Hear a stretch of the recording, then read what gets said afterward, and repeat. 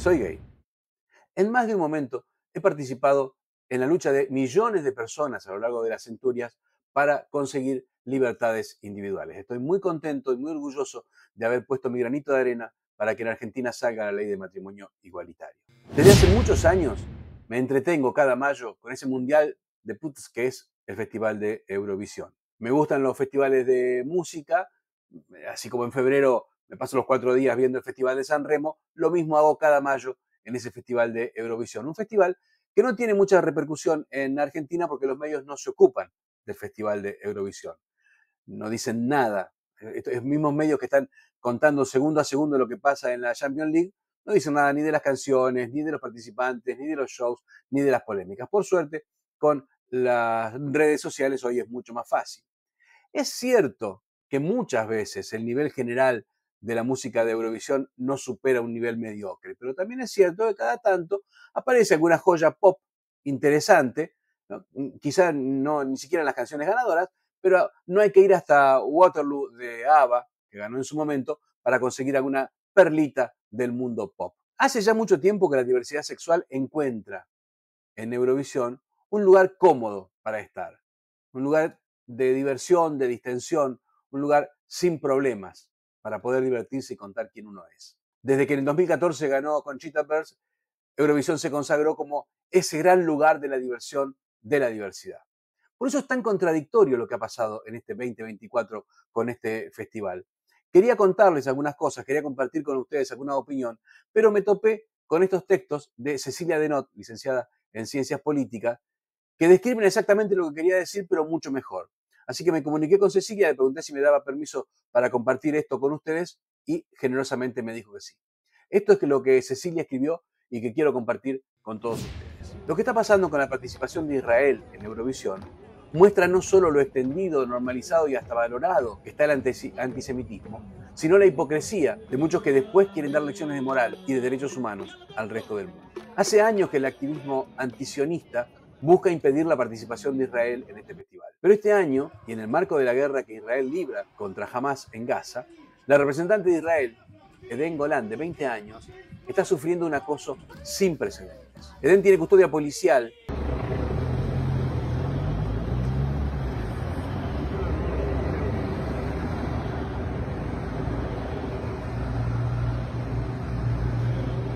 y no puede salir de su hotel, ya que hay cientos de manifestantes en la puerta, incluida Greta Thunberg, cantando consignas antisemitas, pidiendo por la destrucción de su país y hasta celebrando al cerebro de la masacre del 7 de octubre, Yaha Sinwar. Además de las hordas fuera de su hotel, hay grupos que van a abuchearla a sus ensayos y la acosan en redes sociales. En este marco, durante una conferencia de prensa, un periodista le preguntó si no se detuvo a pensar que su presencia ponía en peligro a los otros participantes.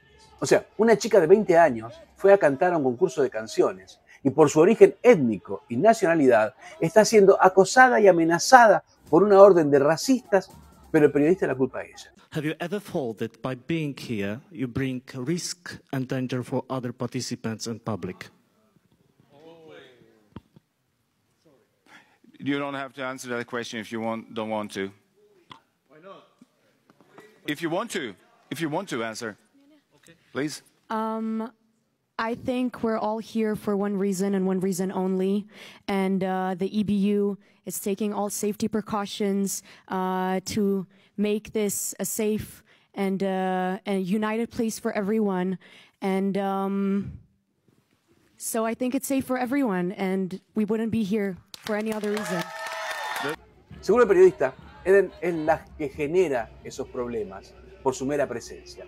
¿Cómo se atreve a ser judía y existir? ¿No se da cuenta de que eso enoja a los antisemitas y los lleva a generar disturbios? Debería haberle ahorrado la molestia a los demás y haberse quedado en su casa. Pero a Eden no solo la acosan en redes, hordas fuera del hotel y periodistas, sino también los otros concursantes.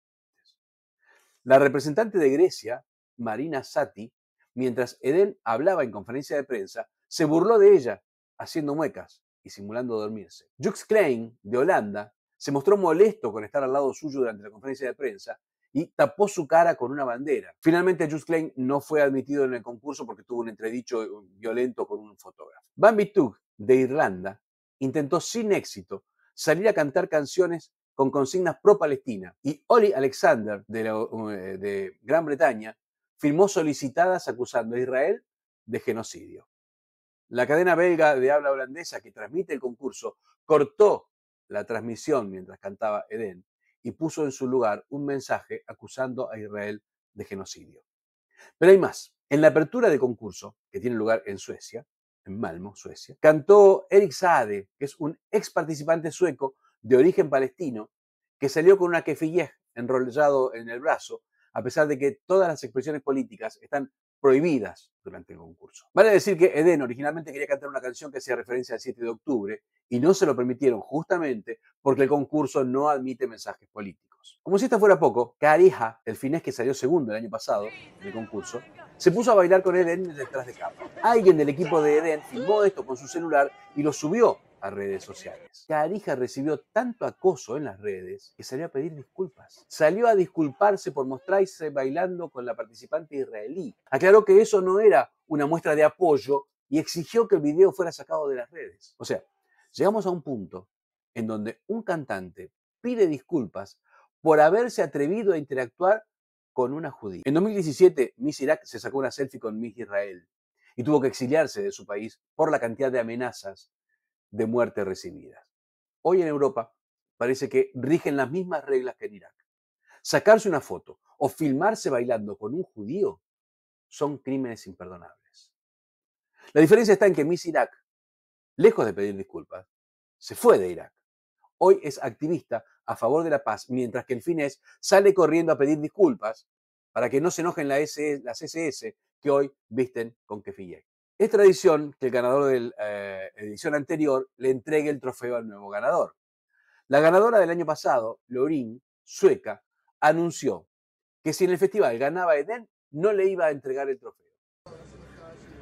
Fue tal el nivel de locura que el equipo de Elin le hizo ensayar con abucheos para que pudiera sobreponerse si eso ocurría.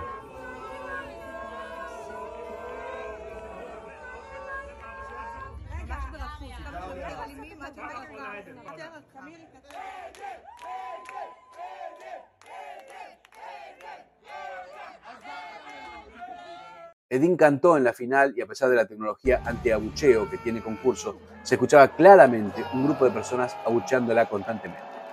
Ella, una reina a pesar de todo, siguió como si nada y cantó increíble. La Unión Europea de Radiodifusión, que organiza Eurovisión, le pidió a quien anunciara los votos de Israel que no use el PIN por la liberación de los secuestrados por considerarlo un mensaje político. Lolanda, de Portugal, cantó con las uñas pintadas del pañuelo palestino. Algo más sobre Eurovisión. Este concurso estuvo ligado históricamente a la comunidad LGBT. En esta edición, el participante ganador de Suiza es no binario. La representante de Irlanda también se identifica así y además dice ser una bruja neopagana que hace hechizos con su sangre menstrual. El de Lituania es bisexual. El del Reino Unido es gay. El de Bélgica también es gay. Además, era jurado en un show de drag queens. Las de Dinamarca y San Marino son lesbianas. Podemos seguir. Pero mientras toda esta celebración de la diversidad tenía lugar tanto dentro y fuera del predio, una horda de islamistas acosó sistemáticamente a una chica de 20 años y la reacción de muchos de estos cantantes fue apoyar a esos islamitas, no querer ni sentarse al lado de ella o sacarse una foto con ella. Están realmente muy confundidos. Tienen todo el derecho a discrepar con las políticas de Israel y a apoyar a los palestinos, pero algunos de estos artistas no querían siquiera sentarse al lado de Eden, que no es Netanyahu, es simplemente una cantante. Incluso algunos se negaban a reconocer a Israel siquiera en el lenguaje, hablando de ese país, al estilo del régimen iraní. Se pusieron del lado de extremistas islamitas, en lugar de solidarizarse con una chica que estaba siendo acosada por ellos. Una chica que además representaba al único país de Medio Oriente donde estos tipos podrían ir libremente a cantar sobre ser no binarios y hacer embrujos con menstruación. Los palestinos LGBT huyen a Israel para no ser asesinados en sus territorios.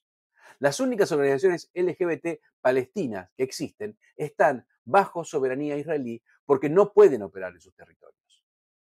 Están totalmente confundidos. Son funcionales a una ideología perversa, profundamente homofóbica. ¿Creen que podrían hacer Eurovisión en Gaza o en Cisjordania?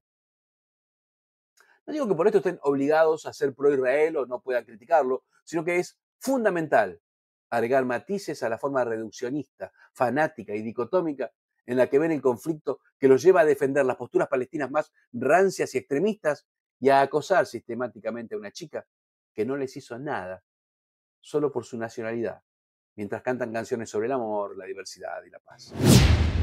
Esto es lo que escribió Cecilia. Y yo simplemente quiero agregar que como hombre gay, occidental, como persona, les digo, muchachos, si ustedes quieren suicidarse, háganlo en su nombre, pero solo en su nombre.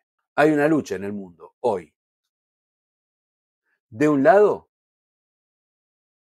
esos grupos que ustedes defienden, que son profundamente homofóbicos y que apenas puedan, los van a matar. Del otro, los que seguimos luchando por las libertades individuales. Es bastante obvio dónde deberías estar parado. Gracias.